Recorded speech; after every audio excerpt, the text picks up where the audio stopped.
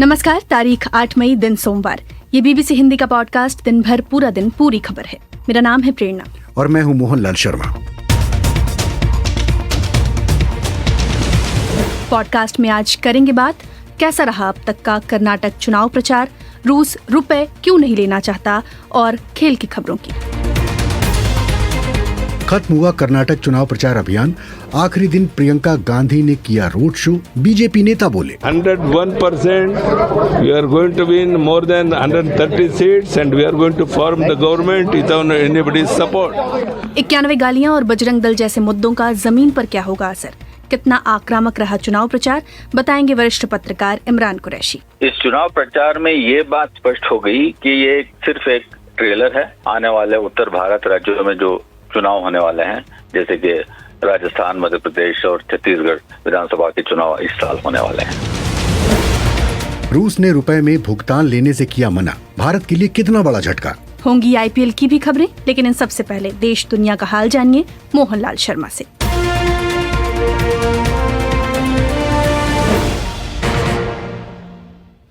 Supreme court ने मणिपुर हिंसा को मानवीय त्रासदी बताते हुए कहा है कि वो लोगों की मौत और संपत्तियों को पहुंचाई गई क्षति को लेकर बेहद चिंतित है।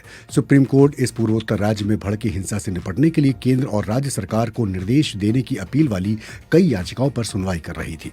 जस्टिस चंद्रचूड़ की अध्यक्षता वाली बेंच ने आदेश में कहा कि ये एक मानवीय संकट है, सरकार कदम उठा रही है।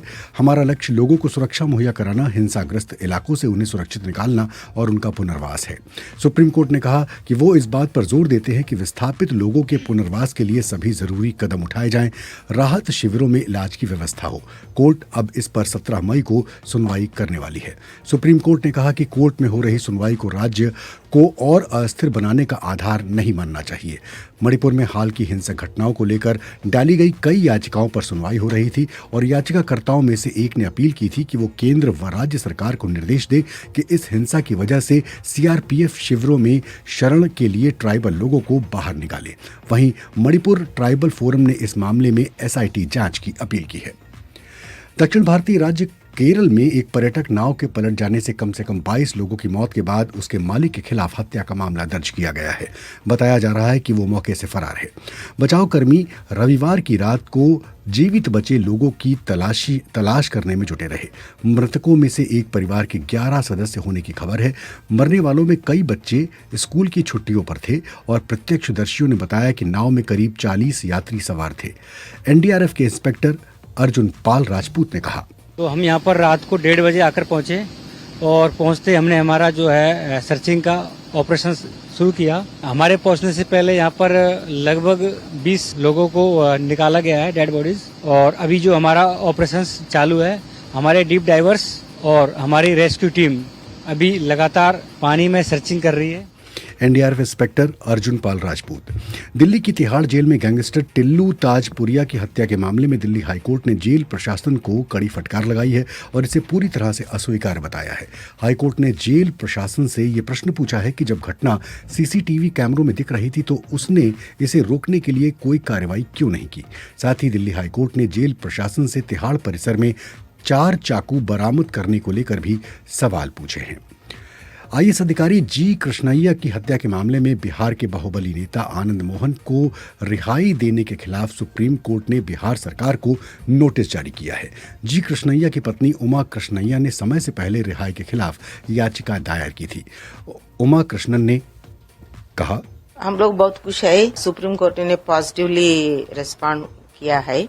हम लोग जो पिटीशन फाइल किया था, बिहार गवर्नमेंट को नोटिस इश्यू किया है एंड अदर दूसरा लोगों को भी जो इसमें इन्वॉल्व हुआ है वो लोगों को भी नोटिस दे दिया गया है। आईएएस अधिकारी जी कृष्णैया की पत्नी के शब्द आप सुन रहे थे।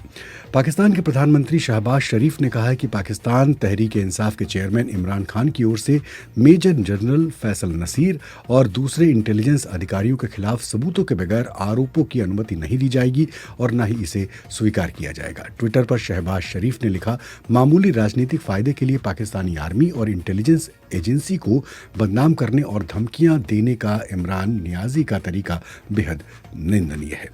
संयुक्त राष्ट्र की एक रिपोर्ट में अफगानिस्तान के तालिबान दौरान सरकार से कहा गया है कि वो सार्वजनिक रूप से फांसी, कोड़े मारने और पत्थर मार कर दंड न दें। तालिबान का कहना है कि इस्लामी कानून के तहत ही ये सजाएं दी जाती हैं। यूक्रेन के अधिकारियों का कहना है कि पिछले 24 घंटों में उसके कम से कम 3 नागरिक मारे गए हैं और 14 से अधिक घायल हुए हैं। रूसी मिसाइल और ड्रोन हमलों की ये ताज़ा लहर यूक्रेन के संभावित जवाबी हमले से पहले आई है।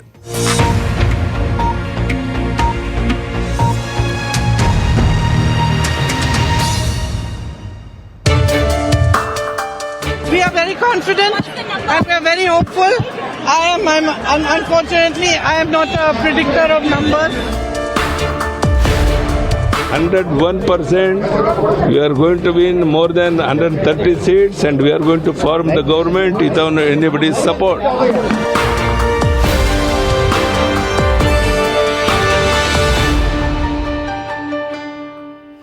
ये आवाज कांग्रेस नेता प्रियंका गांधी और बीजेपी के वरिष्ठ नेता बीएस येदियुरप्पा की है। प्रियंका गांधी कह रही हैं कि वो चुनाव के नतीजे को लेकर बहुत आश्वस्त हैं।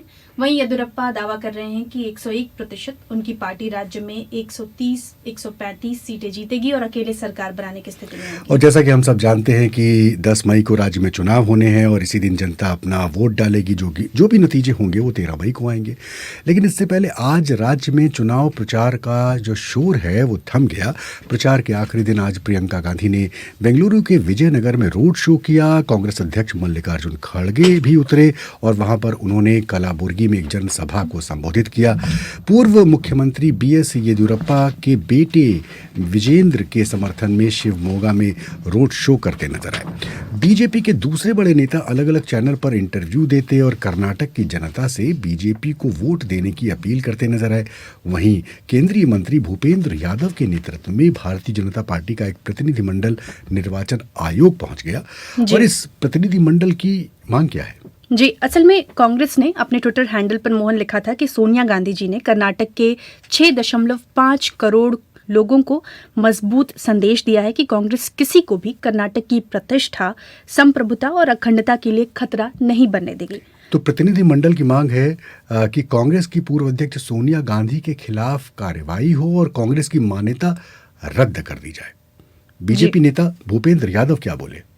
संदर्भ में किया जाता है संप्रभुता, सॉवरेन, उस शब्द को उन्होंने जानबूझ करके प्रयोग किया है। हम देख रहे हैं कि कांग्रेस का जो चुनाव प्रचार है वो एक तरीके से जब इनका घोषणा पत्र का एजेंडा होता था, जो इनको टुकड़े टुकड़े गैंग का एजेंडा है, जो एजेंडा है भारत को कमजोर करने का, और ये उसी प्रकार के शब्द और मानसिकता का भी प्रयोग कर रहे हैं। तो मोहन, एक तरीके से आपने चुनाव प्रचार के आखिरी दिन का ब्यौरा भी हमारे श्रोताओं को बताया। लेकिन कर्नाटक चुनाव की घोषणा हुई थी 29 मार्च को और इसके बाद से चुनाव प्रचार जारी है। राज्य की तीनों प्रमुख पार्टियां बीजेपी, कांग्रेस और जेडीएस ने अपने अपने हिसाब से चुनावी अभियान को गति दी है। तो सवाल ये है कि तीनों ही पार्टियों का प्रचार अभियान कैसा रहा, प्रमुख चेहरे कौन से थे और कौन से मुद्दे हावी रहे? ये जो तमाम सवाल मेरे दिमाग में उठे, ये मैंने पूछ लिए वरिष्ठ पत्रकार इमरान कुरैशी से। प्रधानमंत्री नरेंद्र मोदी ने चुनाव में अपनी सारी जान लगाकर अभियान किया। उन्होंने 17 पब्लिक मीटिंग्स को संबोधित किया और 5 रोड शो भी किए। बेंगलुरु में खासकर वो सबसे लंबा यानी 26 किलोमीटर लंबा रोड शो किया। उन्होंने बीजेपी की जीत के लिए चीफ कैंपेनर बन गए और लगातार कांग्रेस पर जमकर बरसे। कांग्रेस ने भी उन्हें एक दिन जहरीला शाम बुलवाया और नालायक बेटा भी बुलवाया, लेकिन कांग्रेस के तरफ से मोदी को जवाब प्रियंका गांधी वाड्रा ने दिया। इस चुनाव प्रचार में ये बात स्पष्ट हो गई कि ये सिर्फ एक ट्रेलर है। आने वाले उत्तर भारत राज्यों में जो चुनाव होने वाले हैं, जैसे कि राजस्थान, मध्य प्रदेश और छत्तीसगढ़ विधानसभा के चुनाव इस साल होने वाले हैं। इमरान साहब, ये बताएं कि इस पूरे चुनाव प्रचार के दौरान कौन कौन से मुद्दे किस राजनीतिक दल ने उठाए और कौन किस तरह से उछाले गए मुद्दे? इस चुनाव में कई मुद्दे उठाए गए। बीजेपी सरकार, राज्य कर्नाटक की बीजेपी सरकार पर भ्रष्टाचार के आरोपों के बारे में भी था और कांग्रेस के गारंटी प्रोग्राम के बारे में भी था। कांग्रेस ने 5 गारंटी स्कीमों के बारे में कुछ महीनों से ही बात करना शुरू कर दी थी और बीजेपी ने उसकी आलोचना की, लेकिन जब अपना मैनिफेस्टो पेश की तो वो भी वही वादाएं जिसको रेवड़ी संस्कृति कहा जाता है। इसके अलावा इस अभियान में गर्मी आई जब कांग्रेस के मैनिफेस्टो में ये कहा गया कि बजरंग दल और पीएफआई जैसे संस्थानों पर भी बैन लगाने पर पार्टी पीछे नहीं हटेगी। इस पर प्रधानमंत्री ने चाय पे चर्चा जैसे माहौल बना दिया कि कांग्रेस ने बजरंग बली का अपमान किया। कांग्रेस ने कहा कि वो भी हनुमान के भक्त हैं और बजरंग दल और बजरंग बली से अलग हैं। दरअसल इस चुनाव में महंगाई, बेरोजगारी और भ्रष्टाचार पर निर्भर होने की अपेक्षा की जा रही है। कर्नाटक का चुनाव क्यों महत्वपूर्ण है? ये चुनाव इसलिए अहम है क्योंकि 1985 से कर्नाटका में सत्ताधार पक्ष को फिर से सरकार बनाने का मौका लोगों ने नहीं दिया है। दूसरी बात यह है कि बीजेपी सत्ता में 2008 और 2019 में आई थी, लेकिन दोनों वक्त वो सरकार डिफेक्शन के तौर से, मतलब दल बदल से ही मेजॉरिटी हासिल की। 2008 में बीजेपी को 110 सीटें मिली थी और 2018 में 104 सीटें मिली थी। आपको याद दिला दें कि कर्नाटका विधानसभा में 224 सीटें हैं और मेजॉरिटी हासिल करने के लिए 113 सीटों की जरूरत होती है। लेकिन बीजेपी ने ऑपरेशन कमला, मतलब कांग्रेस और जेडीएस के सदस्यों को अपने पार्टी में शामिल करवाया और जेडीएस और कांग्रेस की मिलीजुली सरकार को 2019 में गिरा भी दिया। यही वजह है कि प्रधानमंत्री मोदी ने इसी बात पर हर पब्लिक मीटिंग में बताते गए, मांगते गए कि इस समय आप एक स्पष्ट तौर से मेजॉरिटी पार्टी बीजेपी को दें। तो मोहन तमाम चीज़ें बता रहे थे इमरान कुरैशी कर्नाटक चुनाव से जुड़े हुआ। अभियानों की बात उन्होंने की, मुद्दों की बात की। अब कर्नाटक की जो आबादी है और वहाँ जो प्रमुख समुदाय रहते हैं उनके बारे में अगर बात करें तो राज्य की आबादी लगभग 6.5 करोड़ है और कुल आबादी में से 16 से 17% लोग जो हैं वो लिंगायत समुदाय के हैं। इसी समुदाय से बीजेपी के वरिष्ठ नेता बीएस येदियुरप्पा भी आते हैं और वर्तमान मुख्यमंत्री बोम्मई भी इसी समुदाय से हैं। और कहते हैं कि इस समुदाय का साथ जिस भी राजनीतिक दल को मिलता है उसके लिए सत्ता का जो रास्ता है ना वो आसान हो जाता है। इनका वर्चस्व मुख्य रूप से कर्नाटक के उत्तरी हिस्से पर है, जहां से बीजेपी को काफी लाभ हमेशा मिलता रहा है। तो हमारे भी कई बीबीसी के 3 संवाददाता कहें तो कर्नाटक चुनाव को कवर करने पहुंचे हुए थे। उन्हीं में से एक मयूरेश कन्नूर हैं जिनसे हम अभी सीधे बातचीत करते हैं और लिंगायत समुदाय पर, खासकर उनके प्रभाव पर उन्होंने एक खास रिपोर्ट की थी। मयूरेश, अभी आप हमारे साथ हैं, हमें हमारे श्रोताओं को थोड़ा समझाएं कि लिंगायत समुदाय का प्रभुत्व कर्नाटक में कितना है, कितनी इम्पोर्टेंस है, कैसे क्या इम्पोर्टेंट फैक्टर प्ले करते हैं? जी, लिंगायत समुदाय कर्नाटक का सबसे अहम समुदाय है, जिसका जिक्र आपने भी किया कि वो मेजॉरिटी समुदाय है। वहाँ पे करीब माना जाता है कि 17 से 18% उनकी कुल आबादी वहाँ पे है। हालांकि कई सारे कमीशन बैठे, उन्होंने एग्जैक्ट जो फिगर है कभी दिया नहीं, लेकिन वो सबसे ज्यादा है वो तो पता ही चलता है। और उनका इन्फ्लुएंस इस बात से भी पता चलता है कि इस बार कांग्रेस और बीजेपी दोनों ने ही 50 से ज्यादा टिकट जो है वो लिंगायत समुदाय के नेताओं को दिए हैं। साथ ही साथ अगर आप कर्नाटक के आज तक बसवराज बोम्मई तक 23 मुख्यमंत्री हुए, उनमें से 10 मुख्यमंत्री जो है वो अकेले लिंगायत समुदाय के हैं और बाकी सारे बचे 13 जो मुख्यमंत्री है वो अलग अलग समुदायों से आते हैं। तो इसी वजह से आपको पता चलेगा कि लिंगायत फेस कितना अहम है। और पिछले कुछ 20 सालों में भाजपा की जो यहाँ पे एक उत्थान आया, जो बढ़ा यहाँ पे, उसका एकमात्र कारण ये भी माना जाता है कि बीएस येदियुरप्पा जो लिंगायत समुदाय से है उनका फेस बना और ये सारा समुदाय इन पार्टी की तरफ चला। तो इस बार भी उनकी अहमियत उतनी ही रहेगी। हालांकि येदियुरप्पा खुद चुनाव नहीं लड़ रहे हैं, वो सिर्फ कैंपेनिंग में है। साथ ही साथ कुछ ऐसे भी बवाल शुरू हुए बीजेपी के अंदर की बहुत सारे बड़े नेता, यानी जगदीश शेट्टर हो, लक्ष्मण सावदी हो, जो एक इसी समुदाय से आए हुए बड़े नेता है, उनको टिकट ना दिया, वो बाद में कांग्रेस में चले गए। तो इसका एक जो परिणाम है पिछले 20 सालों से दिखाई दे रहा, क्या वो बीजेपी फिर से वही दोहरा पाएगी या नहीं दोहरा पाएगी। और आपने जैसा जिक्र किया कि उत्तर कर्नाटका और मध्य कर्नाटका, हुबली, धारवाड़, कारवार, जो महाराष्ट्र और आंध्र प्रदेश से सटे इलाके हैं, इसमें बहुत सारी सीटें जो हैं, करीब 50 से 100 ज्यादा सीटें जो हैं, ये सारी लिंगायत समुदाय की, और इनके मठ भी बहुत अहम भूमिका निभाते हैं। तो क्या होगा अगर लिंगायत समुदाय डिस्टॉर्ट होता है, एक तरफ नहीं जाता और अलग अलग पार्टियों में इसके मत जाते हैं, तो हमें दिखाई देगा कि किसी एक पार्टी को यहाँ पे मेजॉरिटी हासिल करना बहुत मुश्किल होगा। अगर ये समुदाय किसी एक पक्ष की तरफ चला जाए तो उस पक्ष को सत्ता में आना बहुत आसान हो जाएगा। अभी देखना ये होगा कि 10 तारीख को लिंगायत समुदाय क्या रुख अपनाता है। एक बात आपसे ये जानना चाहते हैं कि चुनाव प्रचार तो देखिए खत्म हो गया, चुनाव प्रचार में क्या आपको उतनी तलखी, उतनी गर्मी, ये सारी चीजें नजर आई? जी बिल्कुल, बहुत दिखाई दी। मैं जब वहां पे था तो चुनाव की शुरुआत हुई थी, प्रधानमंत्री नरेंद्र मोदी की रैली शुरू ही हुई थी, लेकिन आखिरी के 10 दिनों में अगर मैं कर्नाटका से थोड़ा बाहर आ भी गया, लेकिन मैं वहां पे जरूर बात करते रहा। मुझे जो दिखाई दिया कर्नाटक के इस चुनाव में 2 थीम्स है। एक है नेशनल थीम, जिसके ऊपर बीजेपी पूरी तरह निर्भर है और उनको सिर्फ प्रधानमंत्री नरेंद्र मोदी और उनकी केंद्र की सरकार ने कर्नाटक के लिए किया है, वो पूरी तरह वो सामने लेके जा रहे हैं और प्रधानमंत्री मोदी ही उनका चेहरा बने हुए हैं। अगर आपको बता दें कि बसवराज बोम्मई चीफ मिनिस्टर हैं, लेकिन बीजेपी ने ये नहीं बताया है कि अगला चीफ मिनिस्टर कौन होगा, इसीलिए उन्हें एक स्थानीय फेस जो है वो आगे नहीं किया है, बल्कि नरेंद्र मोदी जो नेशनल फेस है उनको ही आगे किया गया है। और दूसरी तरफ कांग्रेस जो है वो राहुल गांधी, सोनिया गांधी, प्रियंका गांधी तीनों वहां पे दिखे, लेकिन उन्होंने बस डीके शिव कुमार और सिद्धरामैया जो लोकल चेहरे हैं, लोकल नेता हैं, उनके ही चेहरे सामने किए।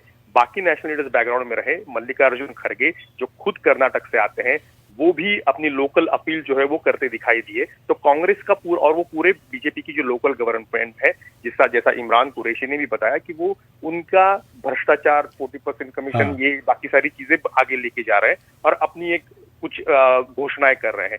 तो कांग्रेस की लोकल थीम और बीजेपी की नेशनल थीम, इनके खिलाफ ये लड़ाई है और ये अलग अलग। और कांग्रेस की तरफ देखें तो लोकल थीम कास्ट पॉलिटिक्स की तरफ जाता है और बीजेपी की नेशनल जो है वो हम देखते हैं कि बजरंग दल या फिर बजरंग बली जैसे मुद्दे आते हैं। तो ये आगे देखे क्या होगा, ये इस चुनाव के परिणाम जो है वो जरूर तय करेंगे। शुक्रिया मयूरेश तमाम जानकारियों के लिए। तो मोहन, हमने लिंगायत समुदाय के बारे में बात की, लेकिन एक और समुदाय की 1 बज गया, वोकालिंगा की हमने बात नहीं की। तो उसके बारे में थोड़ा बताएं। दरअसल इनकी जो आबादी है वो 12 से 14% है और इसका जो प्रभाव है वो दक्षिण कर्नाटक की लगभग 11 सीटों पर है। और वोकालिंगा के सबसे बड़े नेताओं में पूर्व प्रधानमंत्री HD देवेगौड़ा माने जाते हैं। OBC, SC, ST और अल्पसंख्यकों की आबादी लगभग 60% है और जो OBC के सबसे बड़े नेता हैं वो पूर्व मुख्यमंत्री सिद्धारमैया माने जाते हैं। और चुनाव आयोग के हिसाब से राज्य में कुल 5.21 करोड़ मतदाता हैं। 5 करोड़ 21 लाख मतदाता हैं। जी, तो यही मतदाता आने वाली 10 तारीख को पोलिंग बूथ पहुंचकर अपना मत देंगे और राज्य की सत्ता किसके हाथों में सौंपी जाएगी, इसका फैसला होगा। कार्यक्रम में हम आपको आगे सुनवाने वाले हैं। रुपए में कमजोरी आई है, इसकी किसी दूसरी करेंसी में कन्वर्जन की लागत बढ़ गई है। रूस ने रुपए में पेमेंट यानी कि भुगतान लेने से किया मना और ये भारत के लिए कितना बड़ा झटका है, इस पर हम चर्चा करेंगे।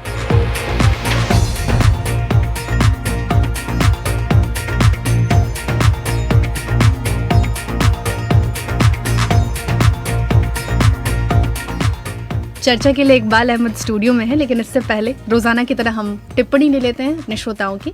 मनोहर चमेली मनु लिख रहे हैं फेसबुक पर कि आम मुद्दे गौड़ हो गए हैं और इसके अलावा बहुत सारे जो दूसरे मुद्दे हैं, धर्म, जाति, राष्ट्रवाद के मुद्दे हैं, वो ऊपर आ गए हैं। कुलदीप सिंह जाखड़ कह रहे हैं कि कर्नाटक में इस बार चुनाव प्रचार असली मुद्दों से भटक गया है।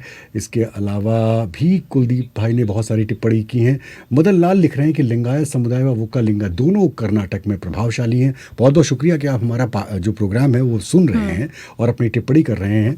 इसी तरह से रजनीकांत शुक्ला कह रहे हैं कि धर्म को लेकर ये नफरत की आंधी देश को किस दिशा में ले जाएगी। हीरालाल रॉय लिख रहे हैं कर्नाटक की जनता को पिछले 10 साल के कार्य का अवलोकन करने के बाद वोट डालना चाहिए। घनश्याम यादव की भी एक टिप्पणी है, कर्नाटक की जनता 40% रिश्वत लेने वाली बीजेपी सरकार को नहीं चुनने वाली, ये एक टिप्पणी है।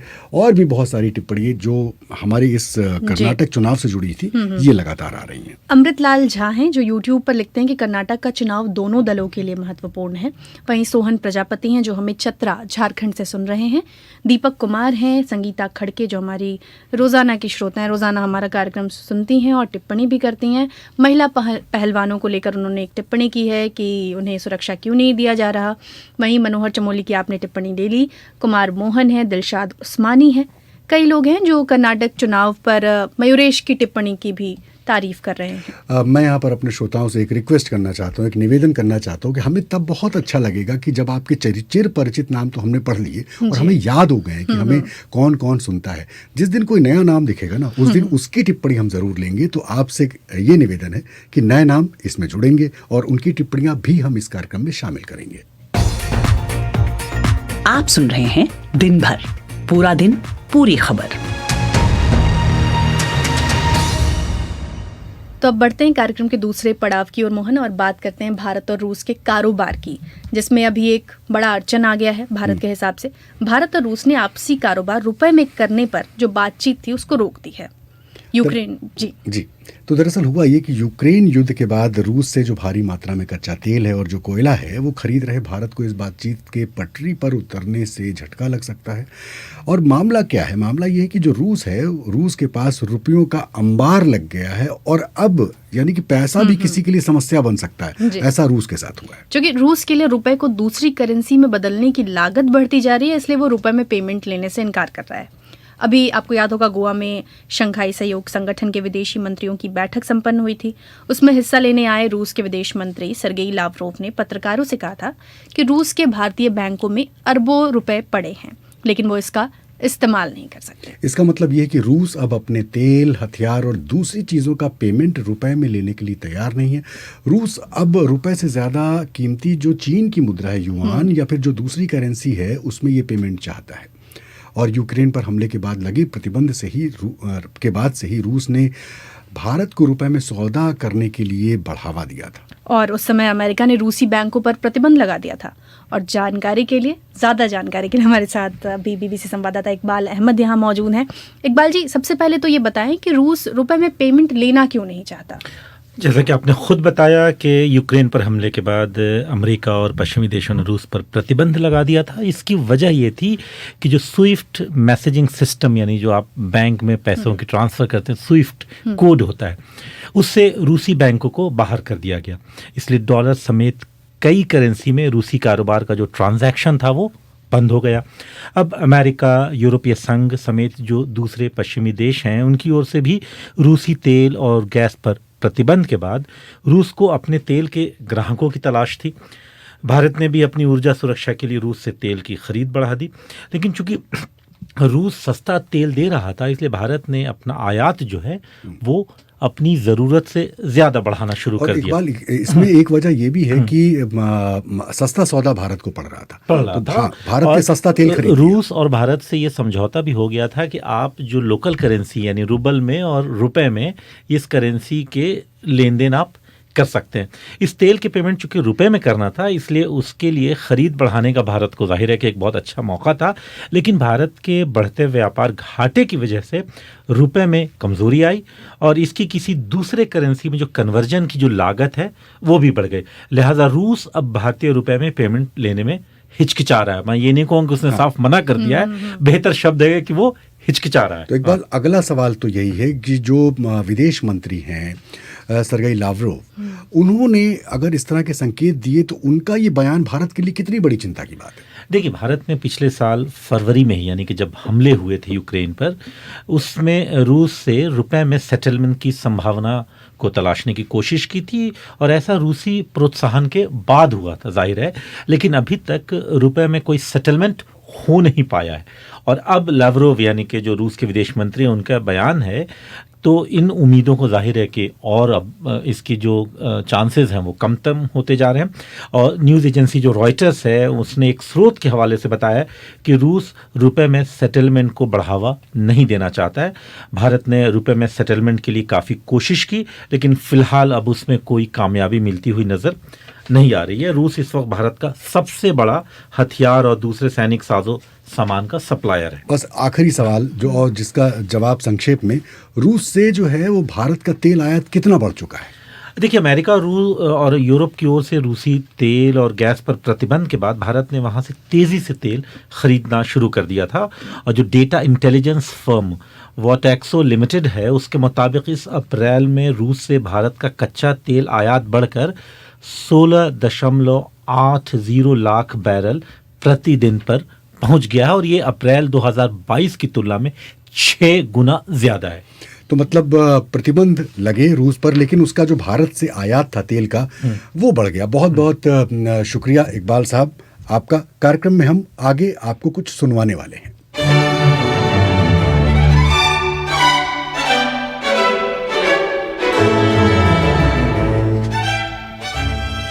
तो मोहन, 6 मई को ब्रिटेन के नए सम्राट किंग चार्ल्स तृतीय की ताजपोशी हो गई। कार्यक्रम का भव्य आयोजन हुआ लंदन के ऐतिहासिक शाही गिरजाघर वेस्टमिंस्टर एबे में।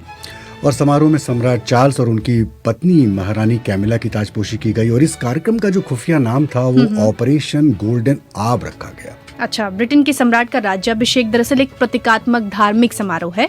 जब सम्राट की ताजपोशी होती है तो इस ताजपोशी के साथ ही सम्राट औपचारिक रूप से चर्च ऑफ इंग्लैंड के मुखिया बन जाते हैं और उन्हें इससे जुड़ी उपाधि के अलावा अधिकार प्राप्त होते हैं। हालांकि 1953 में महारानी एलिजाबेथ की ताजपोशी की तुलना में जो सम्राट चार्ल्स का राज्याभिषेक था वो कार्यक्रम छोटा था और इसमें वक्त भी कम लगा, लेकिन जो सबसे ज्यादा नजरें जिस पर जाती हैं ना वो शाही परिवार का राज मुकुट है जी। और जिसे कि अलग अलग मौकों पर सम्राट या महारानी जो है वो पहनते आए हैं। बिल्कुल, तो इसमें क्या कुछ इसकी खासियत है, कितने हीरे जवाहरात इसमें लगे हुए हैं, इन तमाम चीजों पर हमने बात की मोहम्मद शाहिद से। तो मोहन, ये ताजपोशी के वक्त जो है किंग चार्ल्स ने जो ये ताज पहना, ये तकरीबन 1 घंटे से भी कम समय तक पहना और इसे फिर दोबारा कभी नहीं पहनेंगे। ये सिर्फ ताजपोशी के समय इस्तेमाल होता है। और अपनी माँ के निधन के फौरन बाद ही चार्ल्स जो है वो सम्राट बन गए और उनका कोरोनेशन जो हुआ है वो एक परंपरा है और जिसके होने के बाद सांकेतिक रूप से जो है वो सम्राट का कार्यकाल शुरू होता है। और ये सिर्फ ताजपोशी के समय ही पहना गया है ये ताज। और इससे पहले जो है क्वीन एलिजाबेथ द्वितीय यानी जो किंग चार्ल्स की माँ थी, उन्होंने 1953 में अपनी ताजपोशी पर पहना था और पिछले 70 साल से ये ताज जो है वो कभी टावर ऑफ लंदन से बाहर ही नहीं आया, क्योंकि कोरोनेशन हुआ ही नहीं 70 साल से। जी, शायद हमें ये बताएं, क्योंकि कई लोगों की दिलचस्पी होगी कि ये ताज बना कब और इसमें क्या क्या खासियत इसकी क्या क्या है। खासियत की अगर बात करें प्रेरणा, तो ये 360 साल पुराना ताज है और हम लोगों ने सबने तस्वीरों में देखा है कि कितना एकदम ऐसा लग रहा है नया ही है, लेकिन वो 360 साल पुराना है। 22 कैरेट सोने से बना हुआ है, 30 सेंटीमीटर से ज़्यादा लंबा है। इसका वजन करीब 2 किलो 230 ग्राम है। तो मान के चलिए 2 किलो 230 ग्राम का वजन जो है वो किंग चार्ल्स ने जो है वो अपने सर पे पहना हुआ था। इस ताज में जो है प्रेरणा 444 रत्न जड़े हैं, जिसमें महंगे नीलम है, माणिक है, पुखराज है और इनमें से ज़्यादातर जो है वो हल्के नीले रंग के समुद्री रत्न हैं। और ताज में जो रत्न जड़े हुए हैं उन्हें पहले आसानी से अलग किया जा सकता था जब पुराना ताज था, लेकिन सिर्फ ताजपोशी के दौरान ही इन रत्नों को जो है बाद में जड़ा जाता था। लेकिन 20वीं शताब्दी में जो है रत्नों को ताज में जो है वो स्थायी तौर पर जड़ दिया गया, वो निकल नहीं सकते हैं। शायद ये बताएं कि इसका नाम क्या है। ये बहुत दिलचस्प सवाल है मोहन, और पहले मैं ये बता दूं कि इस ताज को 1661 में तैयार किया गया था और इसका नाम जो है एंग्लो सैक्सन राजा और संत जो हैं एडवर्ड द कन्फेसर उनके नाम पर रखा गया है। इसे सेंट एडवर्ड्स क्राउन कहते हैं और एडवर्ड क्राउन को उनके निधन के बाद जो है पवित्र चिन्ह के रूप में माना गया। और शाही आभूषण इतिहासकार हैं एना की, उनका कहना है कि इन्हें खास तौर पर एक निजी बैंकर और ज्वेलर रॉबर्ट वाइनर से करीब 500 पाउंड में खरीदा गया था। और भले ही ये ताज 1661 में बना हो, लेकिन सेंट एडवर्ड्स क्राउन पहनने वाले जो किंग चार्ल्स हैं वो 7वें शासक हैं। यही वजह है कि ये ताज जो है बहुत लंबे समय तक उसी हालत में बना हुआ है, जो मैंने कहा कि नया लगता है, क्योंकि ये 7वें शासक ये जिन्होंने इसे पहना है। और संसद जब सेशन शुरू होता है, पार्लियामेंट सेशन जब शुरू होता है ब्रिटेन में, तो वहाँ उस मौके पर राजा और रानी जो जिस शाही ताज को पहनते हैं वो जो है वो ये नहीं होता है, वो कोई दूसरा ताज होता है। और इस पर हमारे bbchindy.com पर एक विस्तार पूर्वक चित्र समेत एक पूरी एक कहानी है जिसको कि आप पढ़ सकते हैं जी। और अब आगे बढ़ते हैं और रोजाना की तरह बात करते हैं IPL की।